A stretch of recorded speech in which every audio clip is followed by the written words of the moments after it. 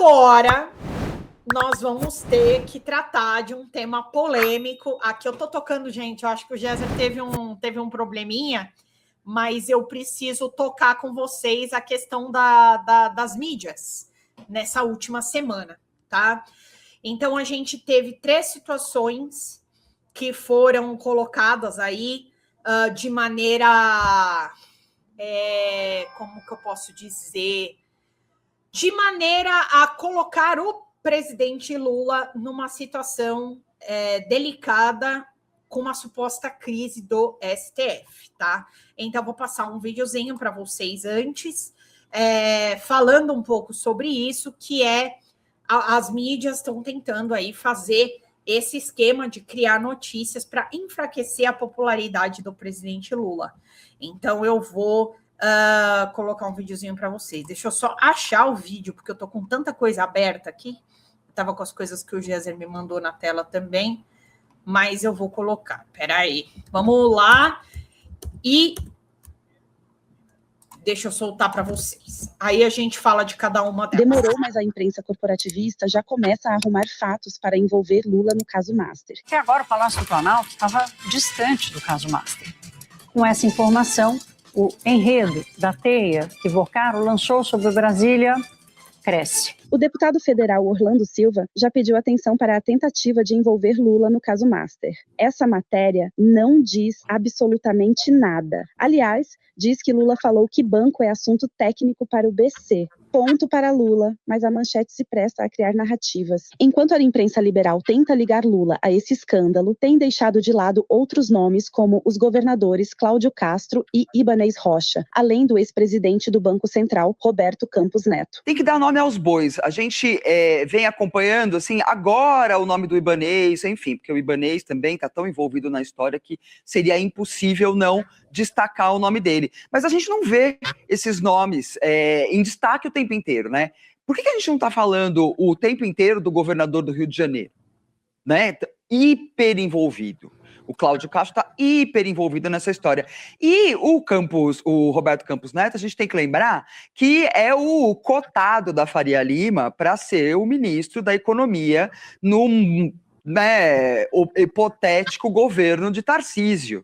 Então, me causou muito espanto desde o começo isso de o Campos Neto não ter sido procurado, não ter sido entrevistado. De repente ele sumiu. Ele que estava ali dando pitaco em todos os lugares, assinando coluna, falando sobre a política econômica do atual governo, de repente ele desapareceu. Né? Entrou de férias, como se ninguém mais soubesse por onde ele está. Então, eu acho que é importante isso, assim, foi bom que você ter dado o nome, realmente foi no Foro de Teresina, quem fez essa contagem muito importante, e o Foro de Teresina também trouxe ali uns detalhes com relação ao Campos Neto, que fala, inclusive, de um período em que ele estava no Banco Santander, em que o Santander apareceu ali envolvido também com algumas contas que seriam de fundos que estariam ligados ao PCC, enfim, essa carbono oculto mostrou algumas relações, mas que também teriam passado ali pelo Santander na gestão Campos Neto, Demori. Na sexta-feira, em um evento em Maceió, Lula detonou Daniel Vocaro, dono do Banco Master, que deu um golpe de mais de 40 bilhões de reais no sistema financeiro. Não é possível que a gente continue vendo o pobre ser sacrificado enquanto tem um cidadão, sabe, do Banco Master que deu um golpe de mais de 40 bilhões de reais. Mais de 40 bilhões de reais. Sabe? E quem vai pagar é os bancos. É o Banco do Brasil, é a Caixa Econômica que vai pagar, é o Itaú, um cidadão que deu um desfalque de 40 bilhões nesse país.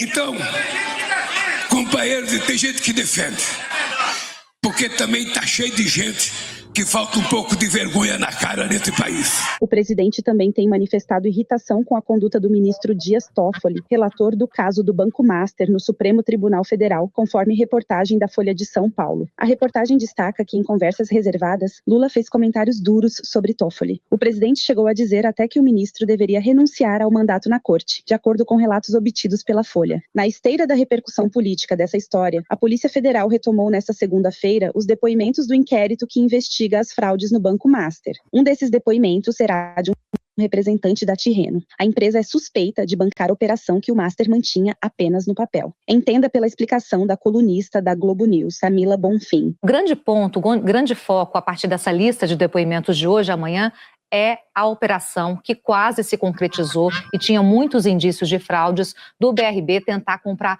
parte do Master. E tem também no meio dessa história um depoimento muito importante que é de um representante da Tirreno. O que é a Tirreno? A Tirreno era um fundo que basicamente o Master dizia que tinha uma carteira de crédito para o BRB comprar, só que esse crédito na verdade era da Tirreno.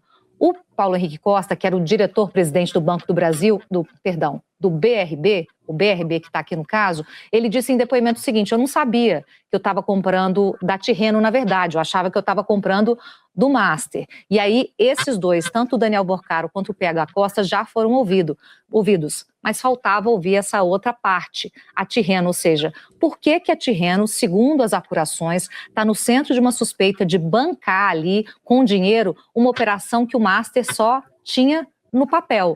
O Master oferecia esse tipo de carteira de crédito com rendimentos muito atrativos aos bancos e, na verdade, dizer que tinha uma carteira comprada, mas só tinha no papel. Não saía do Master aquele dinheiro, não foi originado ali aquele dinheiro. É uma fraude que chama muito a atenção. Então, esse depoimento da Tirreno, que é do André Felipe de Oliveira Seixas Maia, é um também dos bastante aguardados para tentar esclarecer esse nó imenso e bilionário. Porque foi por meio dessa história mal contada e que só existia no papel que o BRB passou 12 bilhões ao Master e só não teve a concretização porque teve a liquidação pelo Banco Central em novembro do ano passado. O diretor-geral... E, bom, eu vou trazer de volta o Géser aqui, ele teve uma questão ali, volte para cá, Géser. Estamos de volta, Lídia. Foi um susto aqui, mas está tudo mais tranquilo agora.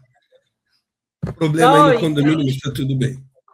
E assim, na verdade, eu acho que a gente precisa chamar atenção para a questão das fake news aqui, por isso que eu passei esse vídeo do Master, porque o que acontece aqui, eu vou até deixar na tela para todo mundo saber do que a gente está falando aqui, deixar a carinha do Vorcaro na tela aqui,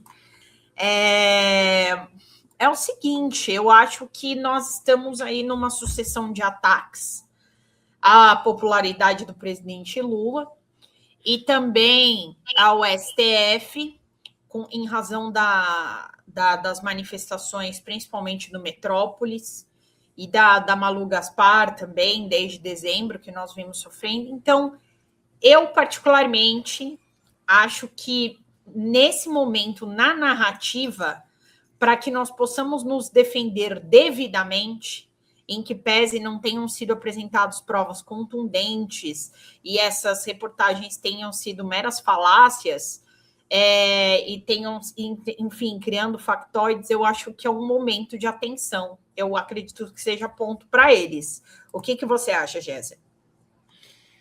Então, eles estão forçando sem parar, né? O que a gente vem dizendo, mas só para eu começar a fala aqui, o caos, eles criam factoides o tempo todo, porque eles querem conseguir chegar naquele clima das jornadas de junho de 2013, que criam uma condição de impeachment, e, na verdade, se chegarem no impeachment, o impeachment vai ser seguido de golpe, isso está muito claro, porque eles não vão fazer um impeachment do Lula, eles vão fazer um impeachment de todo mundo, eles vão criar uma panaceia muito louca. E estão tentando usar essa coisa do Master para tentar respingar no Lula, né? Eles querem que isso chegue no Lula. Lá na CPMI do INSS, chamaram o Lulinha para dar entrevista, para fazer a audiência. Então, o que o Lula falou com o Vorcaro, e a gente já viu que não tem nada a ver com essa coisa de ele tem a ver com o que o Massa fez, muito pelo contrário. Então, essa sequência de coisas é uma estratégia, tá? É uma estratégia e é um modelo de política fascista organizado. Isso é organizado. Eles devem ter um calendário, Lindy, de todo mês criar 1 a 2 fatos, né?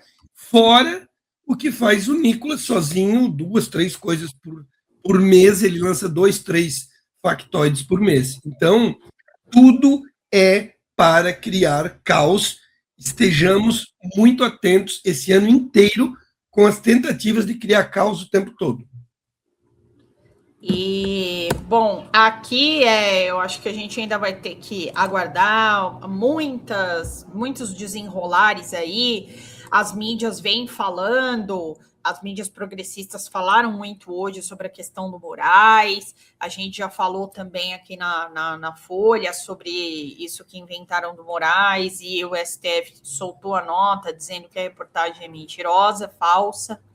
Mas a gente sabe que esse discurso ele tem por base esse enfraquecimento, então a gente coloca um ponto para eles por conta da narrativa falaciosas, fakes, que eles soltam o tempo todo para a gente poder rebater. Então, isso se a gente fica na defesa, então a gente já considera um ponto aí pro outro lado.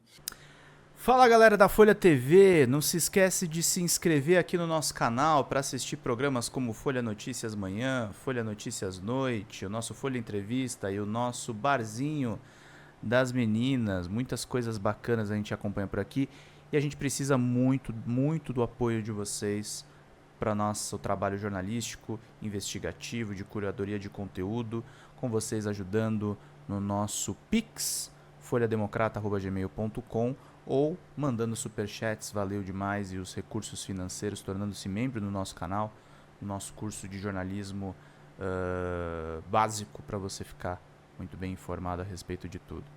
Queridos e queridas, muito obrigado pela presença de todos vocês, vida longa e próspera, cuidem-se, cuidem dos seus, e não esquece de se inscrever aqui na Folha TV. Até mais!